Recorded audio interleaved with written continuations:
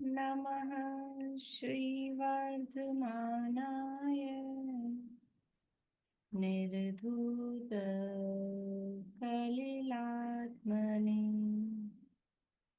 सालोकानां त्रिलोकानां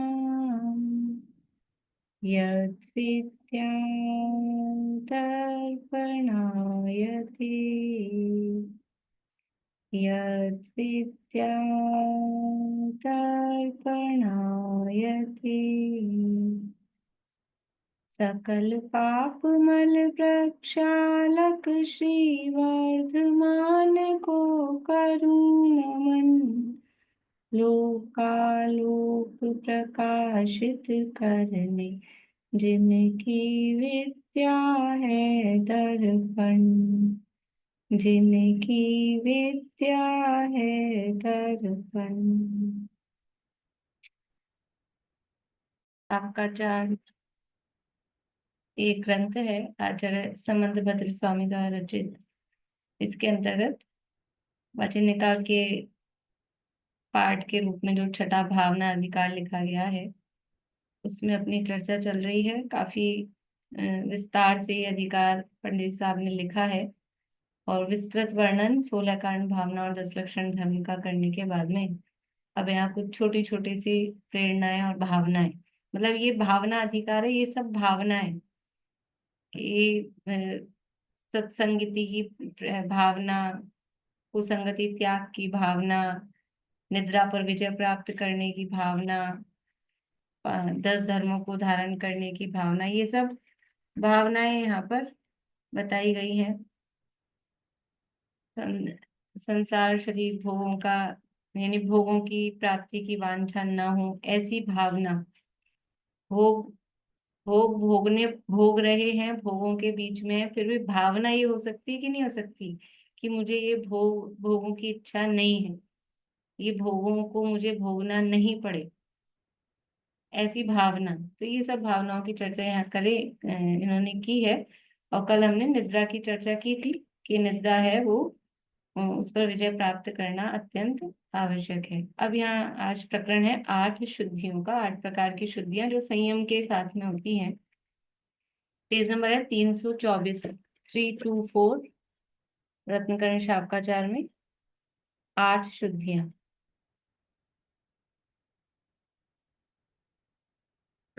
अब 8 प्रकार की शुद्धि का वर्णन करते हैं।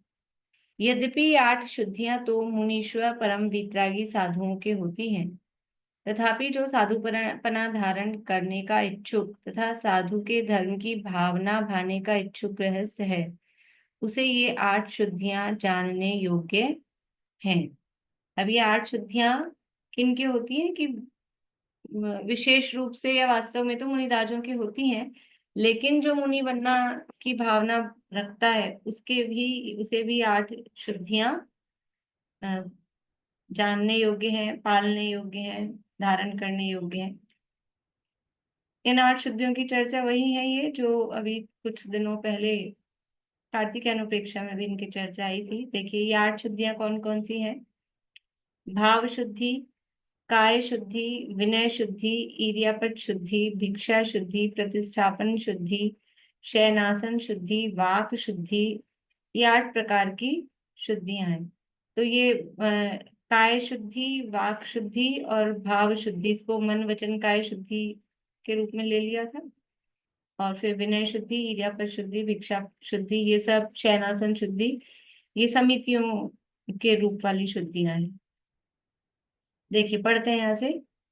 भाव शुद्धि, मोहनीय कर्म के क्षयोपशम से उत्पन्न जो मोक्ष मार्ग में रुचि है, उससे परिणामों में ऐसी उज्ज्वलता होती है कि रत्नत्रय ही एकमात्र मोक्ष मार्ग है, अन्य है सो संसार में उलझाने वाले कुमार्ग हैं, ऐसा दृढ़ श्रद्धान उत्पन्न हो जाता है।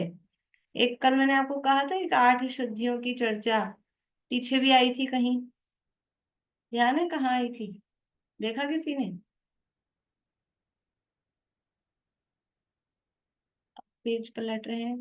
मैंने कल कहा था आप लोगों को। वो लौकिक शुचिता के उसमें आई थी कि 8 प्रकार की है। वहां पर भी कि जल शुद्धि और गोबर की शुद्धि, हवा शुद्धि, ज्ञान शुद्धि, बड़ी। और इस तरह से श्लोक वो श्लोक ख्याल में है? है। श्लोक ख्याल में है, कहाँ पर आया था? जो आपदा श्लोक। सागर स्नानम, वहाँ जो शुचिता हाँ हाँ पवित्र वर्णन हाँ, है उसमें ना, है। हाँ हाँ हाँ। वहां पर हम्म, एक मूर्ता के संदर्भ में। हाँ, लौकिक शुचिता को हाँ बताया था कि 2 प्रकार की, एक व्यवहार शुचिता, मतलब ये हाँ, लौकिक शुचिता। बढ़िया, बहुत अच्छा। तो वहां पर ये शुद्धियों की चर्चा आई थी। पेज नंबर है, ये है 38 नंबर पेज है। पवित्रता का शौच का वर्णन, 22वां श्लोक था, आपदा सागर स्नानम। इसकी वचनिका के अंतर्गत 8 प्रकार की शुद्धियां, शुचिता 2 प्रकार की बताई थी, एक लौकिक शुचिता और एक लोकोत्तर शुचिता। तो ये लौकिक शुद्धियां 8 प्रकार की यहाँ पर कही हैं। वो कौन सी शुद्धि थी? कि काल शौच, भस्म शौच, अग्नि शौच, मृतिका शौच, गोमय शौच, जल शौच, पवन शौच और ज्ञान शौच। मतलब बाहर में लोक व्यवहार में जो शुद्धि मानी जाती है, तो कुछ काल पाकर होती है, कुछ मिट्टी से शुद्ध मानते हैं, कुछ गोबर से शुद्ध मानते हैं, कुछ जल से शुद्ध मानते हैं, कोई भस्म से शुद्ध मानते हैं, कोई अग्नि से शुद्ध कुछ मानते हैं। मतलब कुछ चीजों को उस तरह से शुद्ध किया जाता है। तो ये लौकिक शुद्धियां हैं। अब यहाँ जो ये 8 शुद्धियां चल रही हैं, ये कौन सी शुद्धियां हैं? ये हैं मुनिराजों के संदर्भ में, और इसको बोलते हैं संयम के साथ होने वाली शुद्धियां। तो ये संयम की शुद्धियां हैं।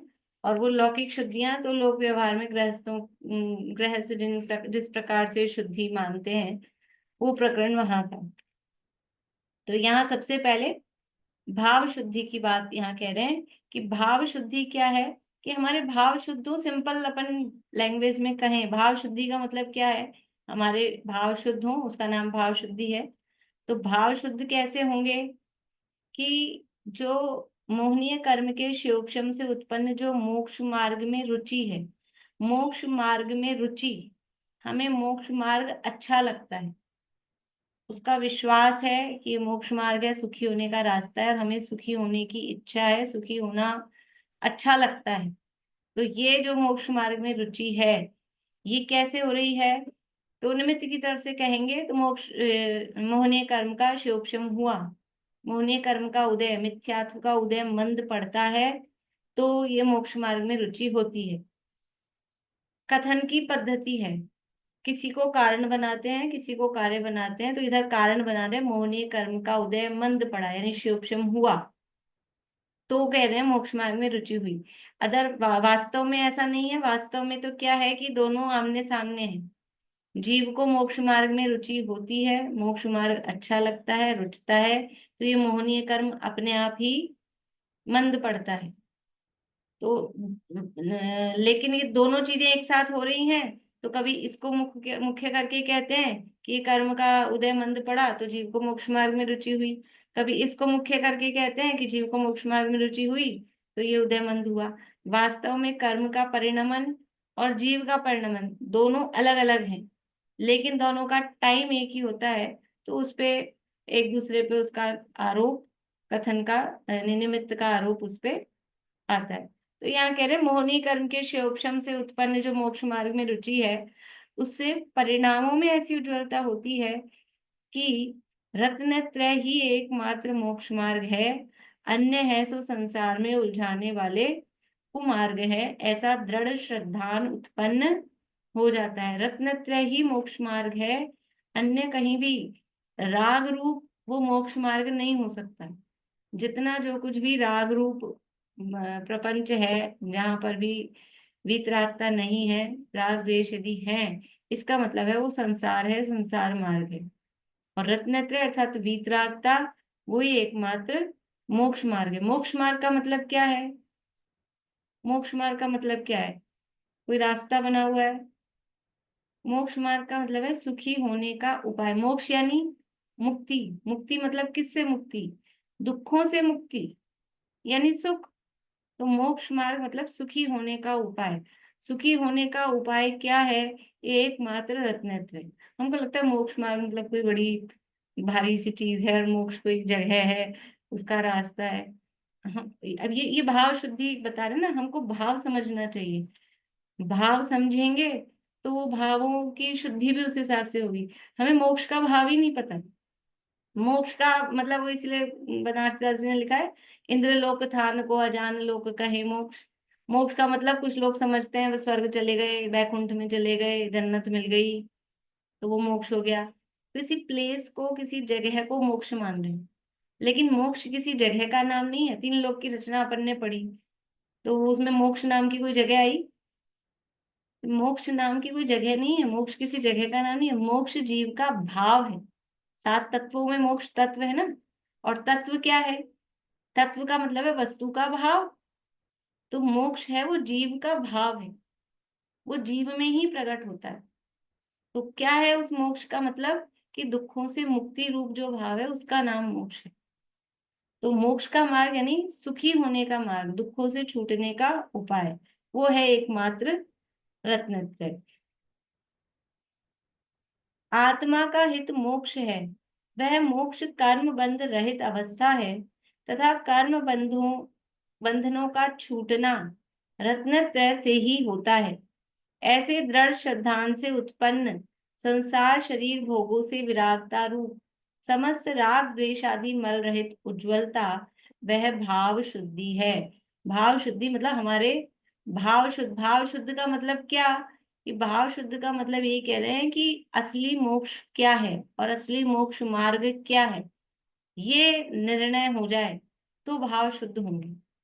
अदरवाइज वो भावों में राग द्वेष चलता रहेगा तो भाव शुद्ध नहीं हो रहे। तो ये दृढ़, ऐसे दृढ़ श्रद्धान से उत्पन्न का है ना। दृढ़ श्रद्धान कैसा? कि आत्मा का हित मोक्ष ही है। आत्म को हित है सुख। आत्मा का हित सुखी होने में ही है। और वो सुख कैसा है? कि सुख पंखे की हवा खाने में, ठंडी ठंडी आइसक्रीम खाने में, कि ठंडा कोई शिकंजी कंजी पीने में। किसमें सुख है? गर्मी के दिन चल रहे हैं ना, बारिश आ जाए तो सुख है। किसमें सुख है? आत्मा का हित सुख है, लेकिन ये सुख इन विषय भोगों में नहीं है। सुख है निराकुलता में। सो सुख आकुलता बिन कहिए। तो क्या पंखा चलाने पर निराकुल हो जाता है? आकुलता खत्म हो जाती है? क्या एसी कूलर चलाने से आकुलता खत्म हो जाती है? क्या आइसक्रीम वगैरह खाने से, जो भी शरबत पी लिया, ठंड जो भी किया, उससे क्या आकुलता खत्म हो गई? ये आकुलता खत्म नहीं होती है। आकुलता फिर भी बनी रही। क्या कारण? जान नहीं पाया। आकुलता बनी ही रहती है। आज वो पूजन की थी मैंने, हम्म, उसमें वो लाइन आई थी, नहीं मिटे भोग की भूख सचमुच भोगों से। भोग को भोगने से भोग की भूख मिट जाती है कि और बढ़ती है? जो जो तृष्णा नागिन त्यों त्यों डंके लहर जहर की आवे। कि भोगों की भूख भोगों की भूख मतलब चाहे रसना इंद्रिय संबंधी खाने पीने की भूख हो, चाहे ये अन्य इंद्रिय संबंधी विषय भोगों की भी भूख है ना, तृष्णा, ये भोगने से मिट जाती है क्या? नहीं मिटती है। नहीं मिटे भोग की भूख सचमुच भोगों से। आ, निज के आश्रय, आगे वाली लाइन याद नहीं आ रही, पर वो है कि अपने आत्मा के आश्रय से ही वास्तव में वो अ, मिटती है। ऐसा है। बोलिए। आज चतुर्थ सूत्र की क्लास है ना? अभी देखते हैं, बात कर लेते हैं कुछ, अगर नहीं तो मैं सोचूं पेपर डिस्कस सैटरडे को कर लेंगे। अभी एक दो दिन और कुछ लोग अगर देखते हैं तो। अच्छा, हम्म, ठीक। पेपर डिस्कस ही करना है, और तो अभी आगे तो बाद में चलाएंगे, मतलब कोर्स तो आगे भी नहीं करेंगे, तो सैटरडे को कर लेंगे।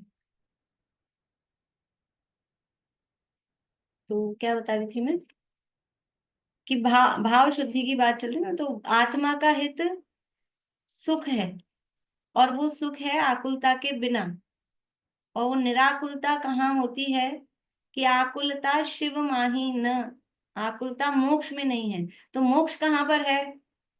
कि मोक्ष वो अपना वितराग परिणाम, उसी का नाम मोक्ष है। सर्व कर्म से रहित अवस्था, वो कर्मों की तरफ से कही, लेकिन आत्मा की पूर्ण शुद्ध अवस्था, उसका नाम मोक्ष है। वहां किसी भी प्रकार की आकुलता नहीं है। मतलब क्या है, आत्मा में किसी प्रकार की आकुलता नहीं है। मोक्ष कहाँ है? ये मोक्ष अपने में है ना। तो मोक्ष में निराकुलता है, मतलब अपने में निराकुलता है। बाहर कहीं भी दृष्टि रखते हैं तो आकुलता होती है। तो ये भाव शुद्धि, मतलब भाव शुद्धि का मतलब भाव शुद्धि हो जाएंगे वहां, ऐसा नहीं कह रहे। ये निर्णय की बात चल रही है। हमें ये निर्णय तो, हमें तो अभी निर्णय क्या है कि विषय भोगों में सुख है, एसी कूलर पंखे में सुख है, हमें तो वो निर्णय रहता है। हमें तो अपने दुख का कारण बाहर में पर पदार्थ दिखते हैं और सुख के कारण भी बाहर में पर पदार्थ दिखते हैं। तो अभी निर्णय की बात चल रही कि ऐसा दृढ़ श्रद्धान, निर्णय नहीं श्रद्धान, आत्मा का हित मोक्ष है। वह मोक्ष कर्म बंध से रहित अवस्था है तथा कर्म बंधनों का छूटना रत्नत्रय से ही होता है। ऐसे दृढ़ श्रद्धान से उत्पन्न संसार शरीर भोगों से विरागता रूप समस्त राग द्वेषादि मल रहित उज्ज्वलता, वह भाव शुद्धि है। भावों में से विषयों की इच्छा, राग द्वेषादि उपद्रव, मिथ्यात्व रूप महामल दूर हुए बिना मुनि का आचार तथा श्रावक का आचार उज्ज्वलता को प्राप्त नहीं होता है। ये भावों में से, ये विषय भोगों की इच्छा दूर नहीं हो, राग द्वेष दूर नहीं हो, मिथ्यात्व दूर नहीं हो, तब तक वो भाव शुद्धि।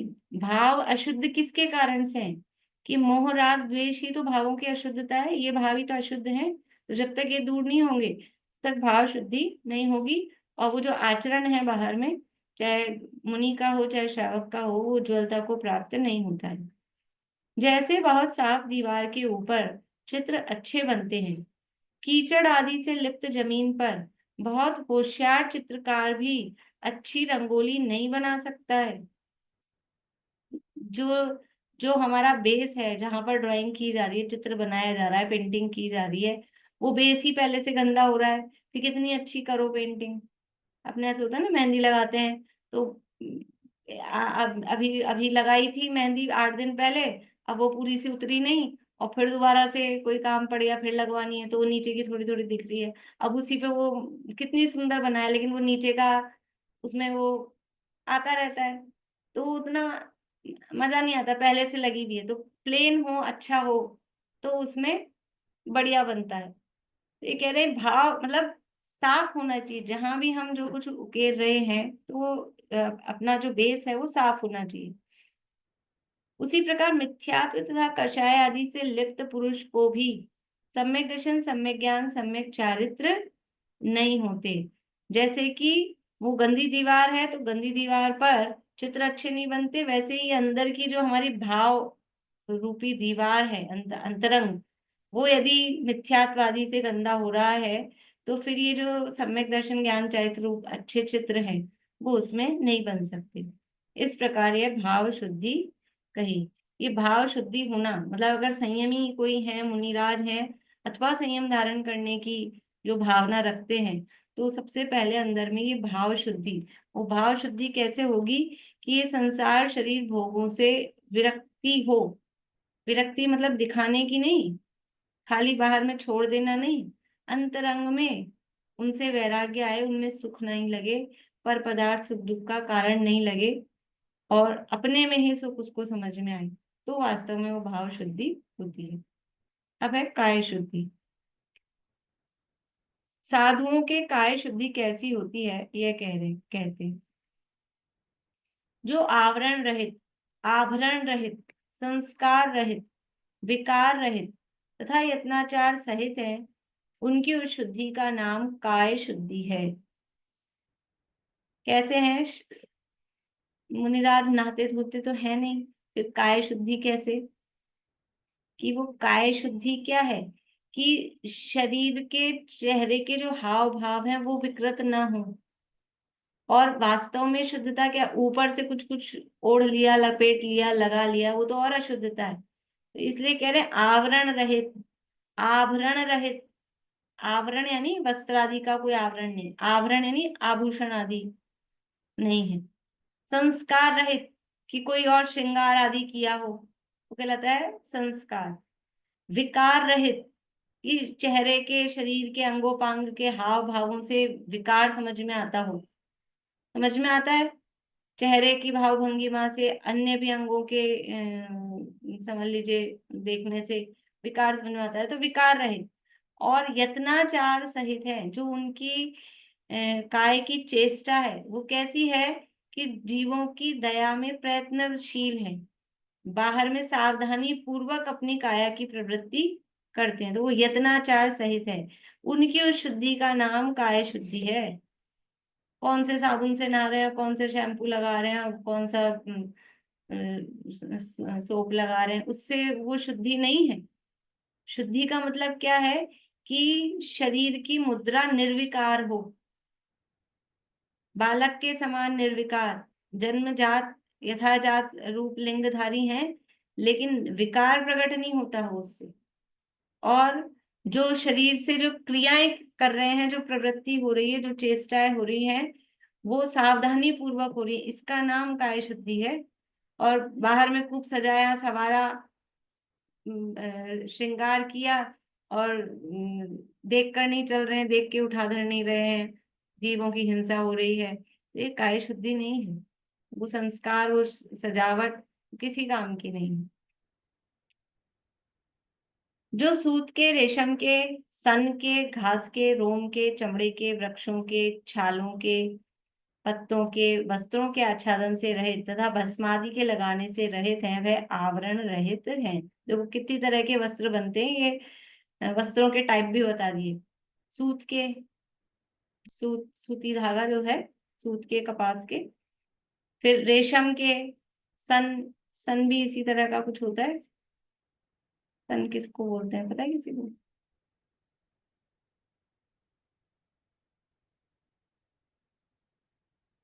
जूट को बोलते हैं जो नलों में इनमें लगता है। हाँ, जूट को सन बोलते हैं, ठीक है।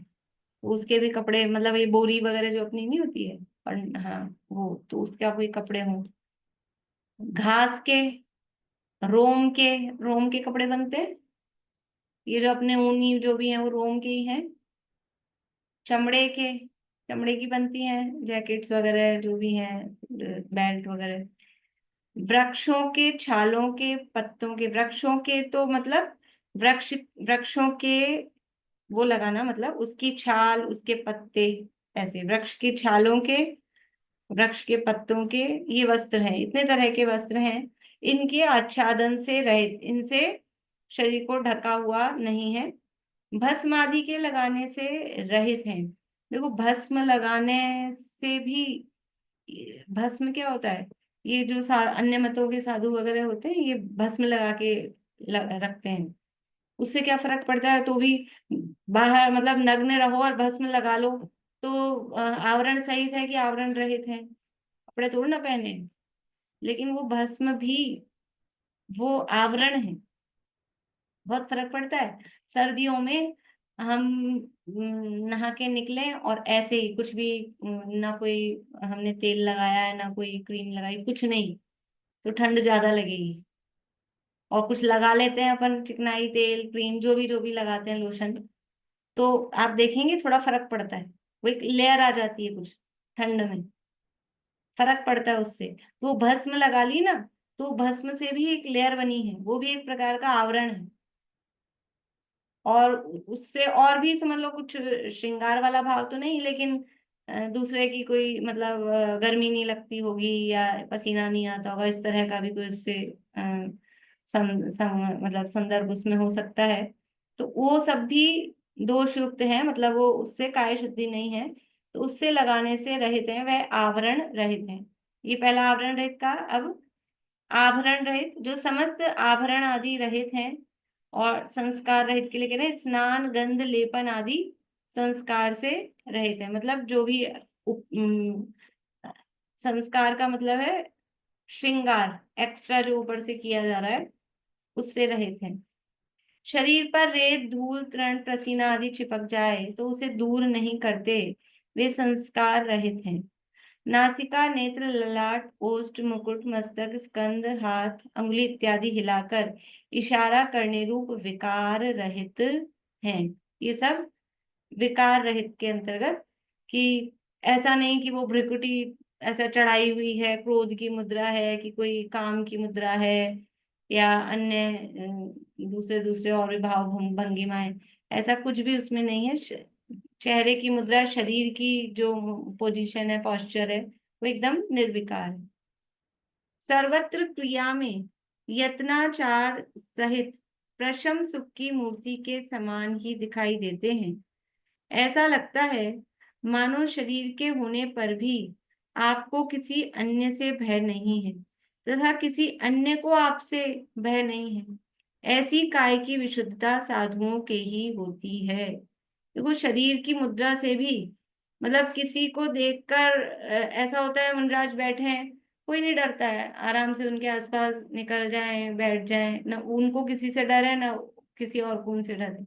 और कुछ ऐसे होते हैं कि अगर बैठे हों, सामान्य रूप से कोई मनुष्य कहीं बैठा हो ऐसे अंधेरे में या तो लोग देख के डरेंगे, कौन है क्या है। तो उनकी मुद्रा इस तरह की निर्विकार होती है कि किसी से को उनसे भय नहीं होता है।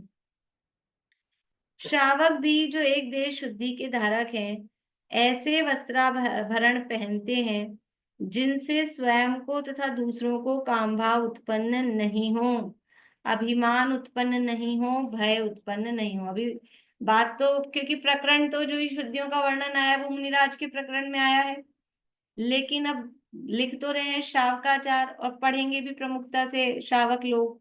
तो अपनी क्या है, श्रावकों की काय शुद्धि क्या है कि इस तरह के वस्त्राभूषण नहीं पहने कि जिससे दूसरों को और स्वयं को ऐसे वस्त्र पहने कि दूसरा देख के उसको काम भाव उत्पन्न हो जाए, अथवा स्वयं को ही देख के अंदर से वो मतलब स्वयं को काम का परिणाम हो, तो इस तरह के वस्त्र आदि पहन रहे हैं तो दोनों को ही काम भाव उत्पन्न न हो, अभिमान उत्पन्न न हो। इस तरह के समझ लो वस्त्र आभूषण पहने की पहन पहन के और फूले नहीं समा रहे हैं और बस मेरे जैसा कोई नहीं, ऐसा।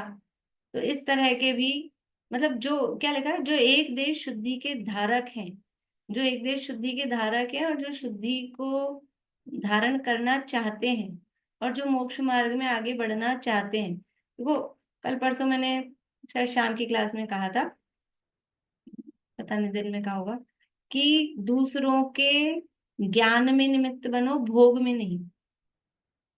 तो ये खाली यहीं की बात नहीं है। हम किस तरह के कपड़े पहन रहे हैं, किस तरह की भाषा बोल रहे हैं, किस तरह की बात कर रहे हैं, तो उससे हमने इस तरह के वस्त्राभूषण पहने कि किसी को काम भाव उत्पन्न हो जाए, किसी को ईर्ष्या उत्पन्न हो जाए, किसी को मान उत्पन्न हो जाए, किसी को लोभ उत्पन्न हो जाए, तो ये क्या है, उसके कषाय में निमित्त बन रहे हैं। यद्यपि उपादान वो स्वयं ही है, लेकिन फिर भी निमित्त उसमें हम बन रहे हैं। तो हम अपनी तरफ से इस तरह का चला के इस तरह का एक्सपोज क्यों करें कि वो दूसरे की कषाय उत्पन्न हो, जबरदस्त ऐसे हो ना, जबरदस्ती किसी को टोंट मारा किया तो जबरदस्ती उसकी कषाय उत्पन्न होने में निमित्त बने, तो ऐसे काम नहीं करें। तो इसी तरह मतलब ये वस्त्र आदि की बात है, इसी तरह से आभूषण इत्यादि भी, और भी मतलब ये तो एक दो उदाहरण स्वरूप कहें, कुछ कुछ भी करके इस तरह की कोई भी चेष्टा ना करें जिससे दूसरों के कषाय उत्पन्न हो। मतलब बचना चाहिए कि दूसरों के कषाय उत्पन्न होने में हम निमित्त नहीं बने, कोशिश ये रहनी चाहिए। बाकी तो जो जैसा है हमारा प्रयत्न नहीं हो फिर भी जिसके होनी होती है उसके होती है, वो एक अलग बात है, लेकिन बुद्धि पूर्वक ऐसे प्रयासों से बचना चाहिए। दूसरों को काम भाव उत्पन्न न हो, अभिमान उत्पन्न न हो, भय उत्पन्न न हो। कुछ कपड़े ऐसे पहनते हैं लोग कि हाँ दूसरों को डराएंगे, इस तरह का श्रृंगार करेंगे या इस तरह की जो दूसरा देख के डर जाए, तो इस तरह की भी मतलब नॉर्मल जो सामान्य जो स्थिति है वस्त्राभूषण है वो पहनने चाहिए। लोगों में मान्य अपने पद के अनुकूल अवस्था के योग्य वस्त्र पहनना तथा अंगों की चेष्टा, नेत्रों से देखना, वचन बोलना, बैठना, सोना, चलना, राग आदि अभिमान आदि दोष रहित प्रवर्तन करना, वह काय शुद्धि है। बड़े पंडित साहब कहते हैं वस्त्रों के संदर्भ में कि वस्त्र का प्रयोजन क्या है। तो एक तो है कि समझ लो सर्दी गर्मी से सुरक्षा जो भी कहें वो, और शील की सुरक्षा, मतलब वस्त्र ऐसे होने चाहिए जो हमारे शील की सुरक्षा कर सके। वस्त्र का और दूसरा प्रयोजन नहीं है, और हम वस्त्र ही ऐसे पहन रहे हैं जो वो शील पे आक्रमण करने के लिए लोगों को निमंत्रण दें, तो वास्तव में ऐसे वस्त्र योग्य नहीं है। तो कैसे हो? लोगों में मान्य, अपने पद के अनुकूल। कैसे वस्त्र पहने? कि आजकल तो सब पहनते हैं, ये भी पहनते हैं, वो भी पहनते हैं, कुछ भी पहनते हैं, तो अपन भी पहन लो, सभी पहनते हैं। लेकिन कह रहे हैं अपने पद के अनुकूल, अपने पे अनुकूल हो। ऐसा कि लोग तो पता नहीं क्या क्या पहनते हैं और नहीं भी पहनते हैं, ऐसे भी रहते हैं। तो इसका मतलब क्या है कि दुनिया में कोई कुछ भी कर रहा है तो हम कुछ भी करें? ऐसा नहीं। लोगों में मान्य, अपने पद के अनुकूल, अवस्था के योग्य। अपनी अवस्था भी देखनी चाहिए कि जो कपड़े 5 साल की बच्ची को, 5 साल के बच्चे को पहना दिए जा सकते हैं, पहनाए जा सकते हैं, वही 50 साल वाला ये भी तो पहनता है। ये 5 साल वाले को भी तो पहना रहे हैं, हम पहन ले तो क्या है? कि अपनी अवस्था भी तो देखो कि क्या है। अवस्था के अनुकूल, तो अपने पद के अनुकूल अवस्था के योग्य वस्त्र पहनना, तथा जो शारीरिक चेष्टा है, अंगों की चेष्टा, नेत्रों से देखना, वचन बोलना, बैठना, सोना, चलना, ये सब राग आदि, अभिमान आदि दोष रहित। ये हमारी जो भी चेष्टाएं हैं, उठना, बैठना, चलना, फिरना, बोलना, इसमें अभिमान ना हो, कषाय रूप ना हो, मान रूप ना हो, मायाचारी रूप ना हो, राग आदि रूप ना हो। ये सब काय शुद्धि है। तो मुनिराज के संदर्भ में बताया कि मुनिराज तो नग्न दिगंबर निर्विकार मुद्रा के धारी हैं, और गृहस्थों के संदर्भ में भी, क्योंकि वो तो वस्त्र पहनते हैं। तो फिर वस्त्र पहनते हैं तो कैसे वस्त्राभूषण पहने, उसके लिए यहाँ पर ये चर्चा की है। अब है विनय शुद्धि। विनय शुद्धि इस प्रकार होती है: अरहंत आदि परम गुरुओं की यथा योग्य पूजा में लीनता तथा सम्यक ज्ञान आदि में यथाविध भक्ति सहित रहना विनय शुद्धि है। सदा काल गुरुओं के अनुकूल प्रवर्तना, प्रश्न करने में, स्वाध्याय में, वाचन में, कथनी में, विनती में निपुणपना तथा देश काल भावों को जानकर निपुणता पूर्वक आचार्यादि के अनुकूल प्रवर्तना आचरण करना, वह विनय शुद्धि है। देखो, विनय की भी शुद्धि, विनय शुद्धि कैसे हो कि पहले तो कह रहे हैं मतलब अरहंतादि परम गुरुओं की यथा योग्य पूजा, वो उनकी विनय है। और असली विनय क्या है कि सम्यक ज्ञान आदि में यथाविधि भक्ति सहित रहना। असली विनय क्या है? गुरुजनों की असली विनय क्या है? उनके पांव दबाते रहना या अर्घ चढ़ाते रहना, ये उनकी विनय है। असली विनय क्या है? कि उनकी आज्ञा का पालन करना, उनके बताए हुए मार्ग पर चलना, वो असली विनय है। तो वो उनकी जो उन्होंने मार्ग बताया, जो ज्ञान बताया, उसको यथा योग्य अपने जीवन में उतारना, वो असली विनय शुद्धि है। सदा काल गुरुओं के अनुकूल प्रवर्तना, गुरुओं के अनुकूल प्रवर्तना मतलब चापलूसी करना नहीं, लेकिन फिर भी गुरु की आज्ञा का उल्लंघन नहीं करना, वो अनुकूल प्रवर्तना। प्रश्न करने में, स्वाध्याय में, वाचन में, कथनी में, विनती में निपुणपना, मतलब ये इसके लिए भी निपुणता चाहिए कि कैसे पूछें, कैसे पढ़ें, किस प्रकार से विनय पूर्वक प्रश्न आदि करें, ये। और देश काल भावों को जानकर निपुणता पूर्वक आचार्य आदि के अनुकूल प्रवर्तना आचरण करना, वह विनय शुद्धि है। विनय ही समस्त चारित्र संपदा का मूल है। विनय ही पुरुष का आभूषण है। विनय ही संसार समुद्र से तैरने के लिए नाव है। अतः गृहस्थ को भी मन से, वचन से, काय से प्रत्यक्ष परोक्ष विनय को धारण करना चाहिए। इसका विशेष वर्णन आगे तप के प्रकरण में करेंगे। विनय का प्रकरण आएगा तब और वहां पर करेंगे। विनय शुद्धि का मतलब क्या है कि कुछ भी बात, यानी मतलब गुरुओं के समक्ष या गुरुजनों से किस तरह से उनके, मतलब इसकी भी बहुत सारे लोक व्यवहार की भी चर्चाएं उसमें की हैं कि साथ चल रहे हैं गुरु के तो कैसे चलना, कि उनसे आगे नहीं चलना, उनके बराबर में भी नहीं चलना, पीछे चलना, उनको आगे रखना, और बराबर में चलना पड़े तो उनको राइट साइड में रखना, गुरु आ जाए तो खड़े होना। मतलब ये छोटी बातें हैं जो स्कूल्स में भी अपन फॉलो करते हैं। भूल गए होंगे, क्लासरूम में टीचर एंटर करते हैं तो सब खड़े होते हैं, बीच में पढ़ाते पढ़ाते प्रिंसिपल आ जाए तो खड़े होते, ये क्या है? ये सब विनय है कि नहीं साहब? हम पढ़ रहे हैं कि ये विनय शुद्धि। इस तो ये लोकोत्तर में भी इसी तरह का चलता है। जो मुनि संघ है, मुनि संघ में भी ये सब व्यवहार चलता है। आप कहीं भी देखेंगे ना मूवीज वगैरह में, मान लो पुलिस वाले हैं तो बड़े आ जाएंगे साहब, तो खड़े हो जाएंगे, सैल्यूट करेंगे। ये सब क्या है? ये सब विनय के ही तरीके हैं। वो यहाँ पर बता रहे हैं कि उसी प्रकार से किस तरह से बोलना, कैसे पूछना। प्रश्न कर रहे हैं तो आप उनको ऑर्डर के फॉर्म में प्रश्न पूछ रहे हैं कि प्रश्न पूछने या अपना ज्ञान दिखाने के रूप में मतलब अलग अलग तरीका होता है। कोई प्रश्न ऐसे करता है जैसे ऑर्डर दे रहे हो, कोई प्रश्न ऐसे करता है जैसे खुद का ज्ञान बताने के लिए प्रश्न कर रहा हो। कोई या प्रश्न कैसे करें कि अत्यंत विनय पूर्वक जिज्ञासा भाव से, कि हमें नहीं आ रहा है तो ऐसे। तो ये सब विनय शुद्धि के अंतर्गत आएगा। अब है ईर्यापद शुद्धि।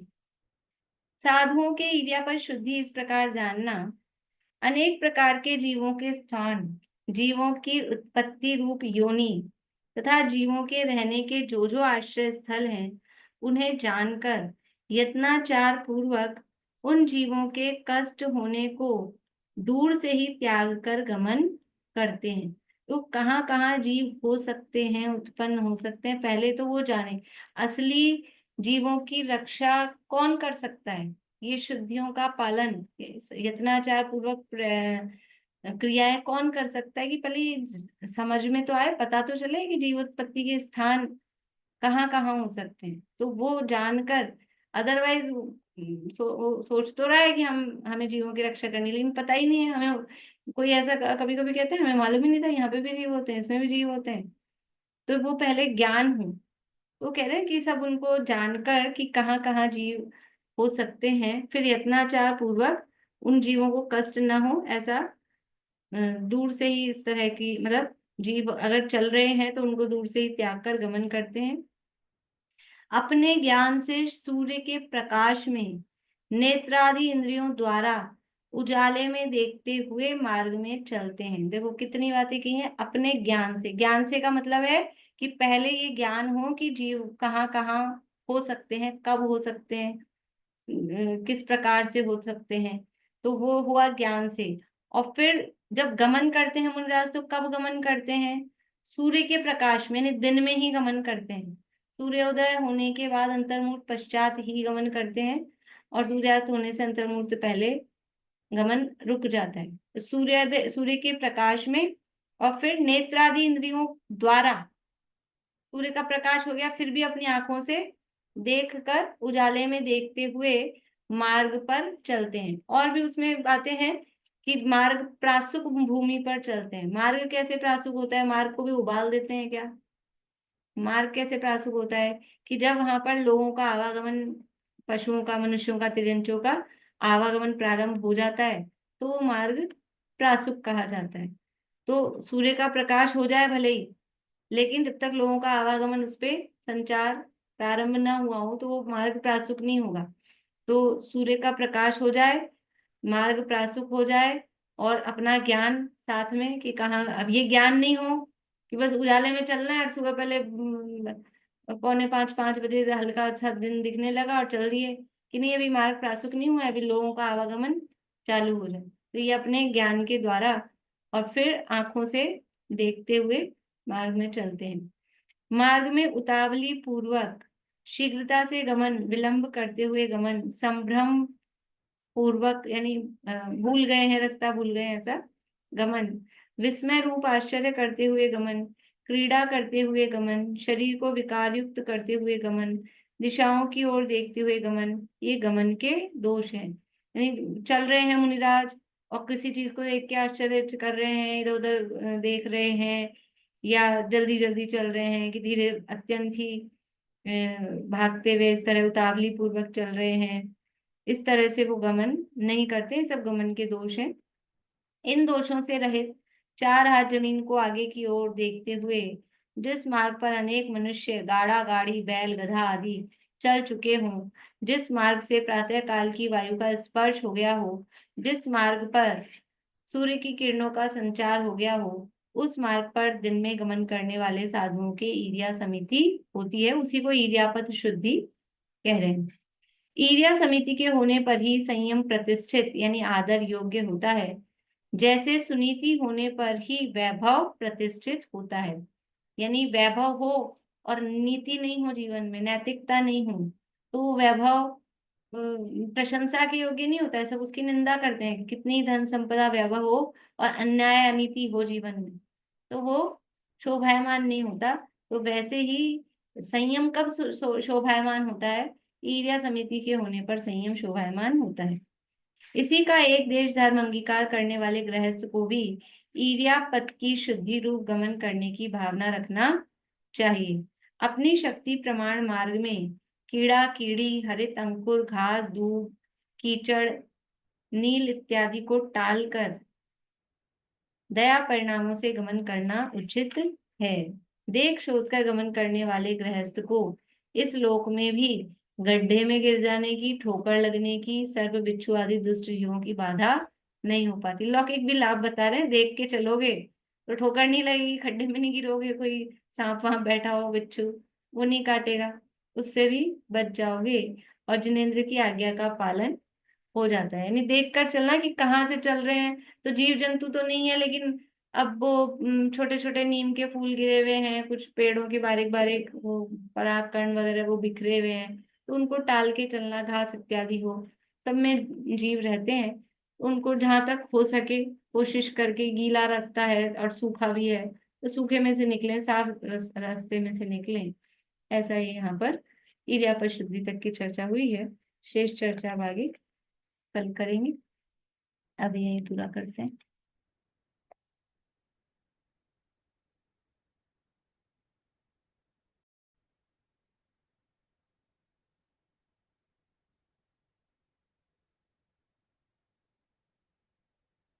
निर्ग्रंथता की भावना अब हो सफल मेरी, बीते अहो आराधना में हर घड़ी मेरी, करके विराधन तत्व का बहु दुख उठाया, आराधना का यह समय अति पुण्य से पाया, मिथ्या प्रपंचों में उलझ अब क्यों करूं देरी, निर्ग्रंथता की भावना अब हो सफल मेरी, बीते अहो आराधना में हर घड़ी में